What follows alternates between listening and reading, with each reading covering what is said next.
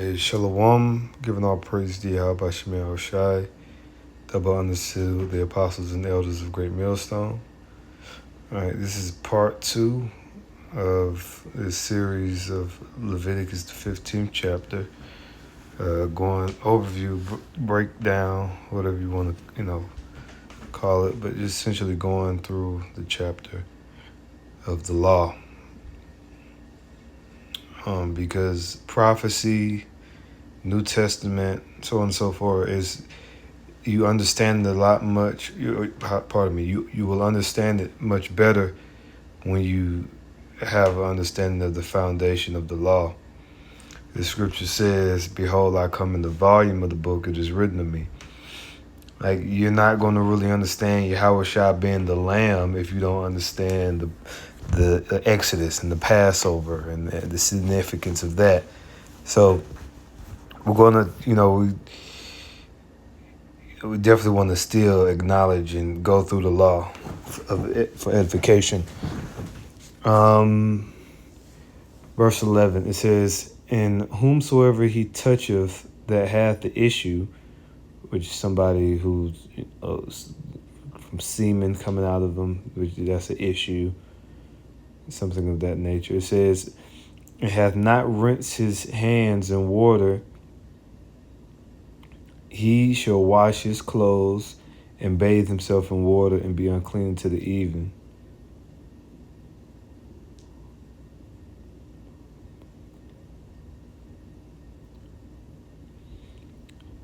Verse 2, it says, "And the vessel of earth that he toucheth, which hath the issue, shall be broken, and every vessel of wood shall be rinsed in water. And when he that hath an issue is cleansed of his issue, then he shall number to himself 7 days for his cleansing, and wash his clothes, and bathe his flesh in running water, and shall be clean.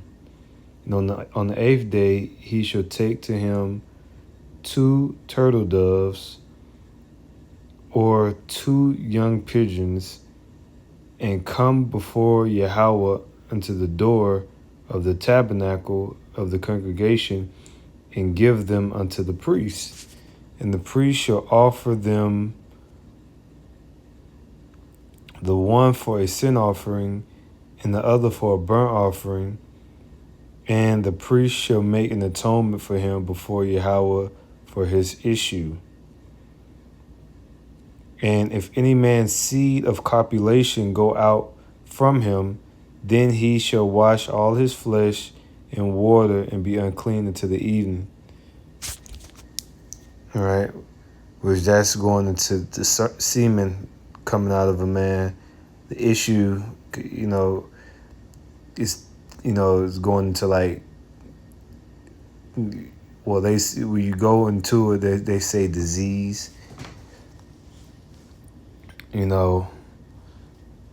but these things make you unclean. It says, "In every garment and every skin wherein is his seed of copulation shall be washed with water and be unclean until the evening." All right.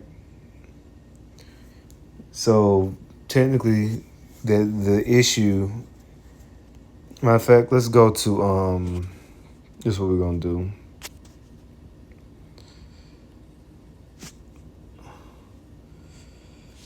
Let's go to Leviticus, the 15th chapter. All right, and go to the Hebrew.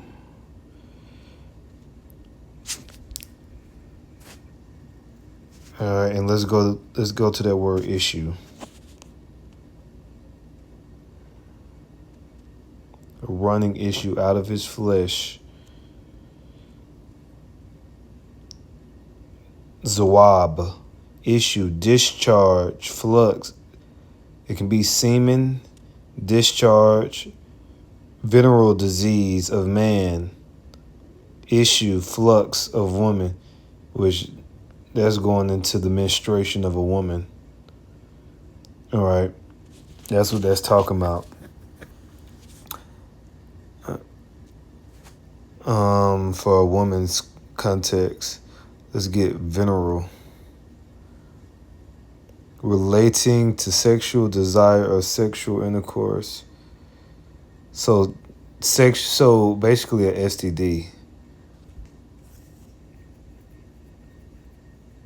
Right. So this, I believe, in the first portion, because that term issue can also mean semen or sperm, but like see seminal or menstrual flux issue.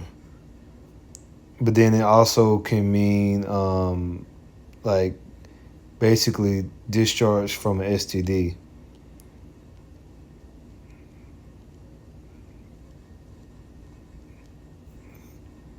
Right, menstruation blood essentially from a woman. See, you gotta we go into words at Great Millstone for that perfect understanding of edification. So let's go back down to you know what, let's go back. Let's go to I wouldn't mind going to let's get some of the commentary and try to not make this lesson long. But let's go to the commentary. It says the general principle regarding an abnormal bodily discharge. So this context would probably be more so something of like a disease. The first few verses 1 through 3, and the latter verses when it speaks about copulation, which that's also an issue. That's also, you know, but it's similar, but it's different. So let's read what this says. It says, when any man has a discharge from his body, his discharge is unclean. It says the idea is of some obviously abnormal genital discharge. See, yeah. So those first few verses, even though that word issue in Zarab can mean sperm, right? But in that context, it is more so probably something of an abnormal discharge. Something that's, from a disease. It says, indicating some type of disease. When this occurs, the man was to be somewhat isolated in order not to pass on the infection to anyone else. So basically, it's quarantine in the law. All right, for certain situations, you're not. That's a part of the law. Okay. It says this refers to an abnormal fluid that comes out of the male sexual organ as a result of some kind of sickness. See, that's talking about typically that's going into probably like a STD, something of that nature. It says exact nature of this discharge is not stated, although the most frequently suggested opinion is that it refers to gonorrhea. All right, some form of STD. All right. So okay. So let's go back because I did want to make that distinction because those first few verses, even though the word issue can be used for sperm, as you saw when we went to the definition of zarab in the Hebrew, or menstrual flow, or flux, in actuality, those first few verses, when it speaks about the issue in this chapter, is going into like an abnormal discharge, like a STD. And we know that also because when we read verse, so those 7 days of uncleanliness and bringing forth a sacrifice offering, that's not if you spills sperm from sex.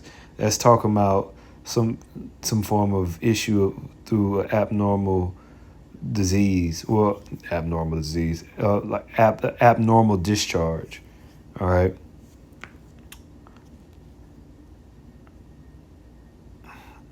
Let's see.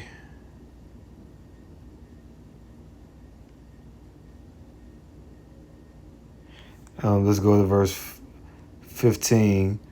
Verse 16, it says, now this is also an issue, but it's not the same type of issue.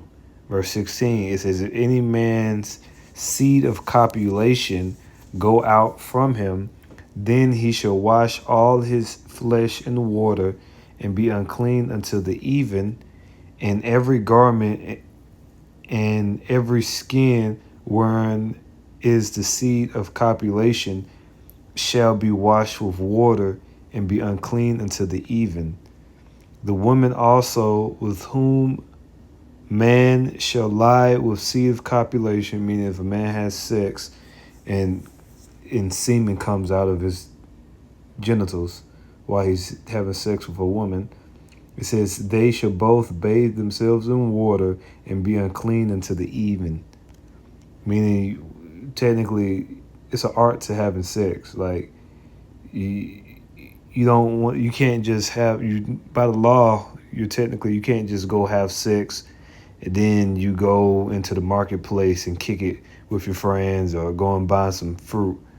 You're supposed to, if you have sex, you're supposed to be unclean until the evening, until sundown. So it would make sense for somebody to, this is just speculatory, because of the law, understanding the law of that law, may I say, it would be more appropriate for somebody to possibly have sex in the early evening, roughly 5, 6, that way they can, do what they do and bathe themselves, and then, an hour or two, the evening is coming and they're clean. Instead of, somebody having sex at, we practice a righteous rehearsal, but you having sex at 10 o'clock at night, and then you're going to be unclean that whole day all the way into the evening. But then you still got to go do certain things in the day. So, hey, we practicing a righteous rehearsal. We're just going through the law. All right. That's all. That's what we're doing, through the Spirit. All right. It's good to have this understanding, though,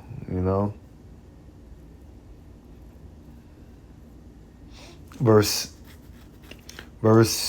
19 says, and if a woman have an issue, and her issue in her flesh be blood. Now this is, see, that term issue, that's why you got to understand the context of that word issue, because this is speaking of a menstruation of a woman. What we read in the first few verses was talking about venereal disease or like a STD. But this, in verse 19, this issue is speaking of menstruation of a woman. It says, she shall be put apart 7 days, and whosoever toucheth her shall be unclean until the even. That's why a woman on her cycle, she's not supposed to be around people. She's supposed to be put up by herself. All right? Verse 20, and you definitely not supposed to be dealing with your woman on her cycle. Verse 20, it says, and everything that she lieth upon in her separation shall be unclean. Everything also that she sitteth upon shall be unclean. And whosoever toucheth her bed shall wash his clothes and bathe himself in water and be unclean until the even. And whosoever toucheth anything that she sat upon shall wash his clothes and bathe himself in water and be unclean until the even. And if it be on her bed or anything wherein she sitteth, when he toucheth it, he should be unclean until the even. And if any man lie with her at all, and her flowers be upon him, it's talking about her menstrual blood get on him. It says, I wonder what that word flower is in the Hebrew. Shalakia. See, this is why we do lessons as well, to edify ourselves. Was it Nadah? which the English translated to flower, but in the Hebrew is nada, which means impurity, filthiness. See, this is why you can't just go to the English, because also in the Hebrew, the scripture speaks about not the Hebrew, but in the Greek. Well, in English, pardon me, Paul speaks about if a woman passed the flower of her youth, then she can be married. What is the flower of her youth? When she reaches menstruation. So all you guys saying, "Oh, great millstone, y'all some this and that," all because we teach what the truth is, and what everybody knows that. Well, everybody doesn't know that, but in the ancient world, women got married after they had their cycle. And large parts of Asia, large parts of Africa, large parts of the Middle East, women still get married after they get their cycle. They still do that now. A lot, especially like rural areas, they still do that. Okay? It's just in America where, well, the thing is, in America, what age are these women having sex? They start having sex after they get on their cycle. The women in middle school are having sex. No, they're not getting married. They're becoming whores. So I guess it's better for them to have sex with little Tay Tay and be a whore, and rack up tens of Lord know how many bodies by they hit their 20s, and then I'm married now. Yeah, that makes fucking sense. It is. Nada, all right, which menstrual filthiness, all right. So this, because that blood that's filthy. That's unclean. All right.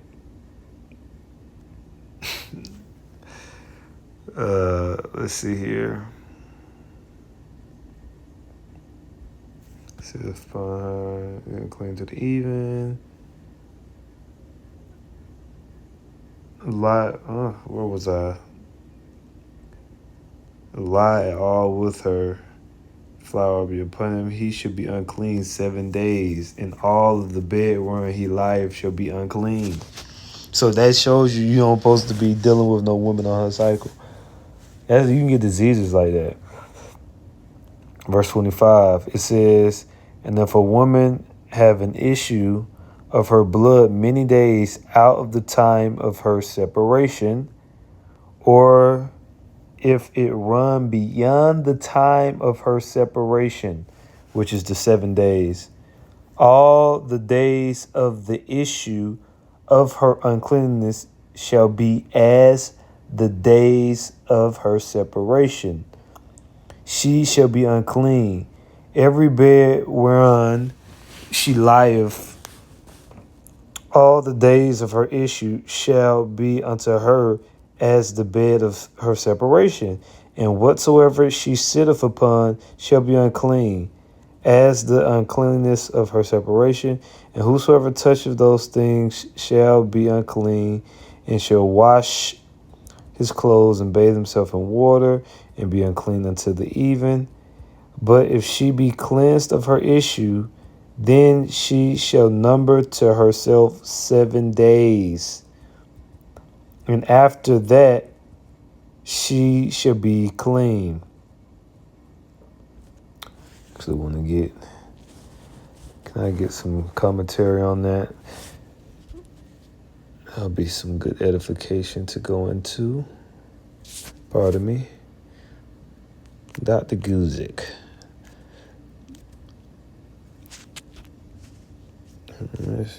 Verse for women discharge. Part 7 days. It says the woman's ceremony and purity lasted 7 days. There's no specific washing commanded at the end of the 7 days, but it was either implied or considered unnecessary. Let me see. No, let me keep reading down. Let me go down. How many days? Yeah, this is what I wanted. It says, if a woman has a discharge of blood for many days, it says, in the case of blood discharge other than normal menstruation, either longer in duration or out of her normal menstrual cycle, a woman was also ceremonially unclean. Let me see. She take it for. Let me see. When the abnormal discharge ended, there was an additional 7 days of ceremonial impurity. So when the abnormal discharge ended, so if the discharge was happening after those 7 days, then she would have to be unclean another 7 days. It says there was an additional 7 days of ceremonial impurity. This was the same procedure followed after the cleansing of a man with the abnormal genital discharge. It says, let me see. Yep, turtle doves, young pigeon, ceremony. Let me see where we. Let me just finish it up. It says, verse 29, it says, and on the 8th day she shall take unto her 2 turtles or 2 young pigeons. It's not physical turtles. It's talking about turtle doves. Talking about sacrificing the turtle. It says, and bring them unto the priest to the door of the tabernacle of the congregation, and the priest shall offer the one for a sin offering and the other for a burnt offering, and the priest shall make an atonement for her before Yahweh for the issue of her uncleanness, because that was like a disease. If a woman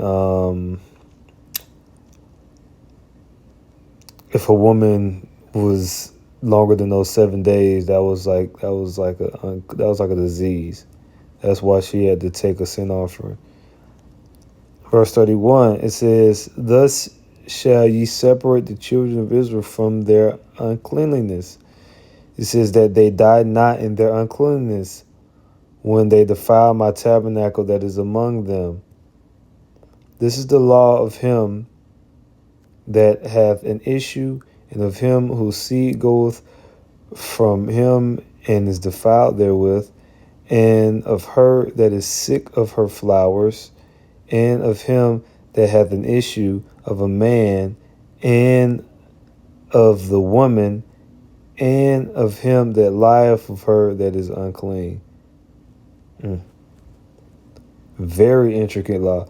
I'm going to be honest, I definitely learned more about that chapter just by going through it. A lot more than I thought I knew. Because I've read that chapter before, but the edification is on a different level.